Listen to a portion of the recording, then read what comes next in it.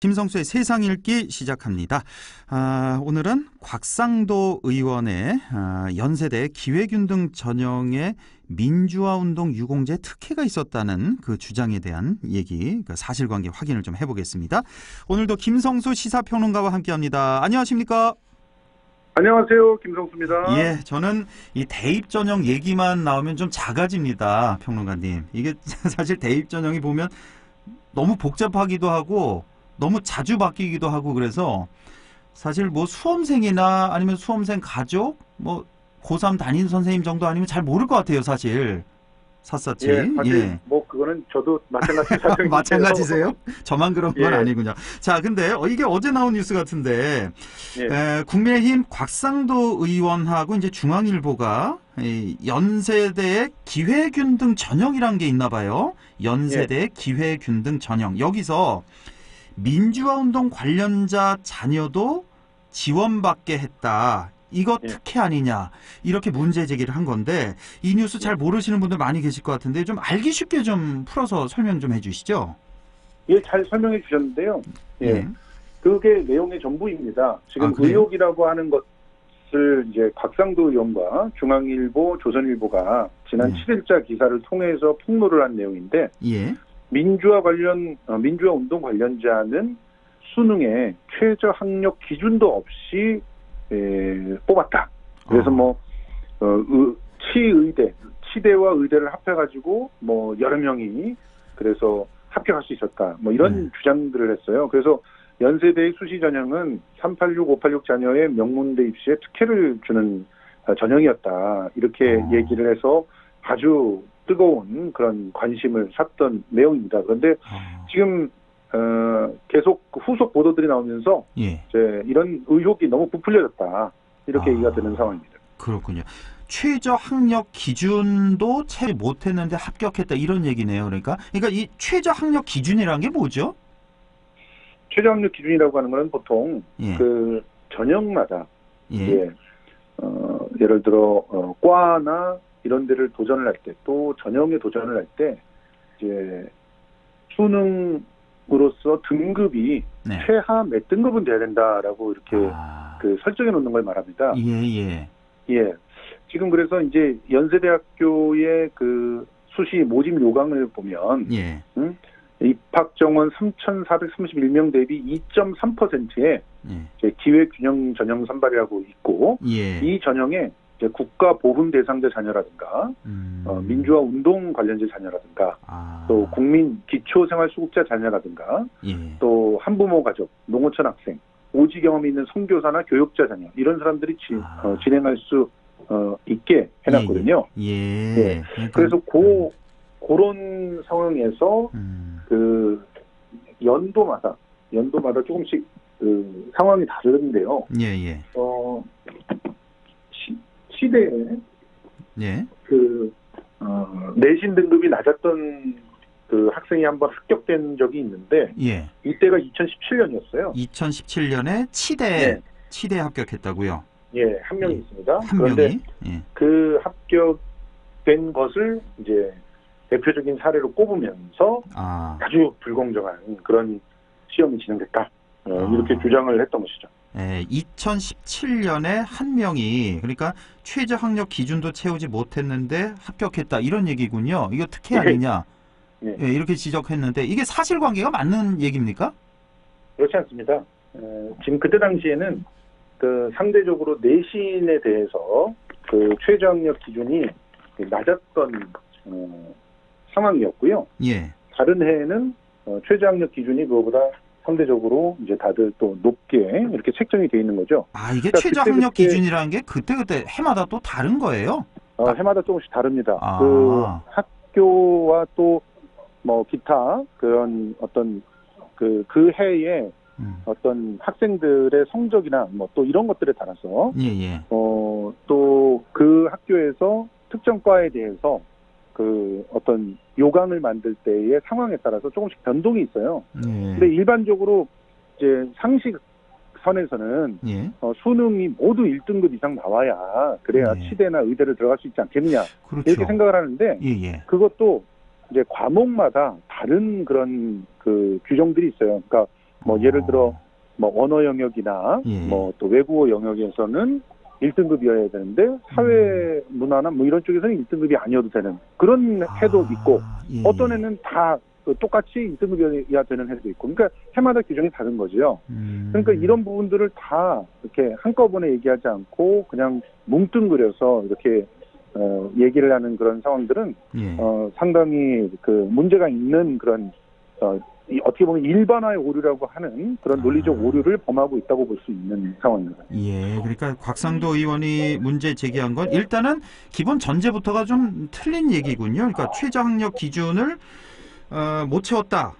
이 얘기는 틀린 말이군요. 일단 사실은 그러니까 지금 주장하는 것이 굉장히 좀 경도된 일방적 주장이라고 봐야 되는데 일단 제가 조금 설명해 드리면 예.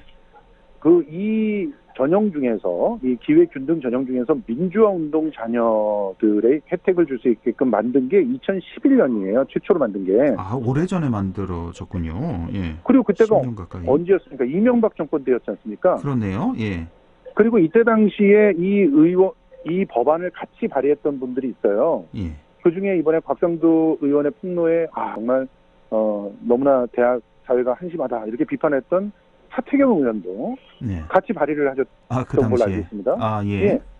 그러니까 민주화 운동을 했던 사람들에 대해서 예우들이 점점 더 좋아지면서 그런 예우들의 자녀들의 이제 일정한 어떤 기회들을 갖다 더 줘야 된다라는 인식이 사회적인 합의를 얻어서 2011년서부터 그런 전형안에 들어간 게 된 거고 그리고 연세대 같은 경우는 이 전형을 만든 사람이 방우영 회장이에요.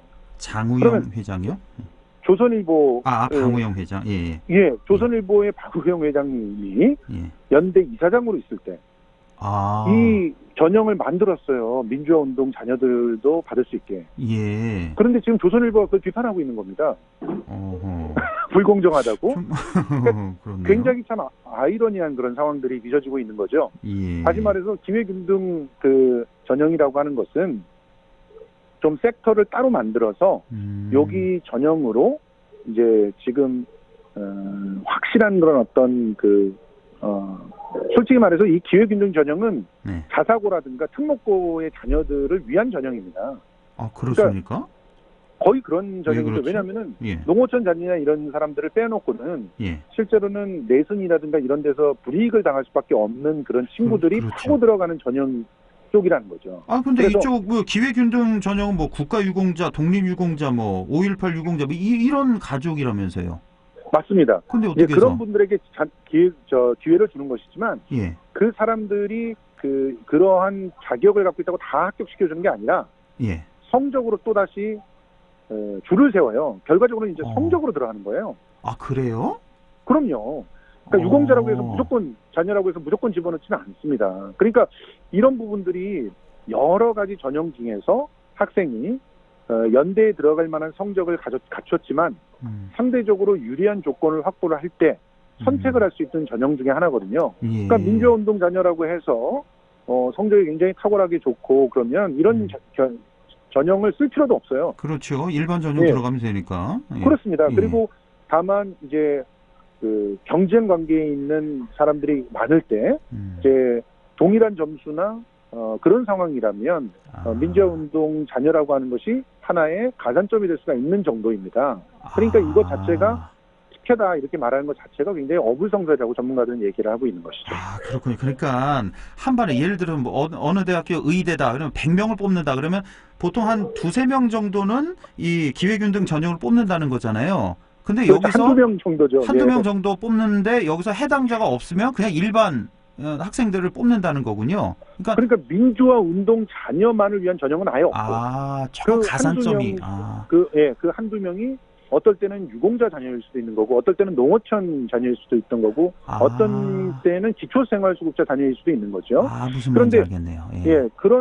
그게 전체 과 전체를 통틀어서 80명 딱 뽑는 거거든요. 3,431명 중에서 80명.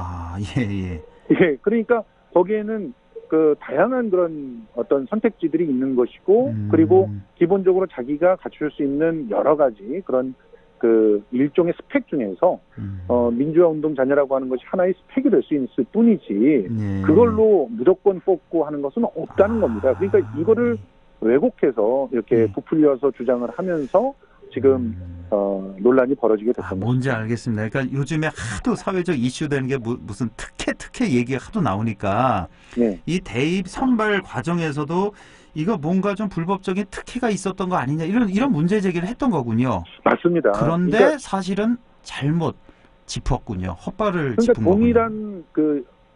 동일한 시기에 모든 사람들에게 똑같은 선택할 수 있는 권리들이 있었던 것이고 그리고 사실은 이 제도로 혜택을 받던 사람들은 자사고나 혹은 외고나 또 과고 이런 데를 다녔지만 그래서 내신 등급이 떨어져서 상대적으로 손해를 볼 수밖에 없는 친구들 그런데 수능 성적은 높은 친구들 그렇죠. 이런 친구들이 혜택을 받던 제도라는 거죠. 알겠습니다. 그러니까 이 기사의 그 방향도 잘못되었고 그러니까 비판을 해야 될 수가 있습니다. 이게 불공정하다고 비판할 수가 있는데 그러려면 어떻게 비판을 해야 되냐면 그 이명박 그 정권 당시의 입시 제도라고 하는 것이 사실상 자사고라든가 특목고라든가 이런 데에 혜택을 주기 위해서 마치 명분상으로는 농어촌 자녀라든가 또 유공자들에게 혜택을 주는 것처럼 만들어졌다. 이렇게 비판하는 것이 옳은 비판이다. 이렇게 전문가들은 얘기하고 있는 것이죠. 근데 지금 얼핏 드는 생각이 이게 지금 전형 이름이 기회균등 전형이잖아요. 뭐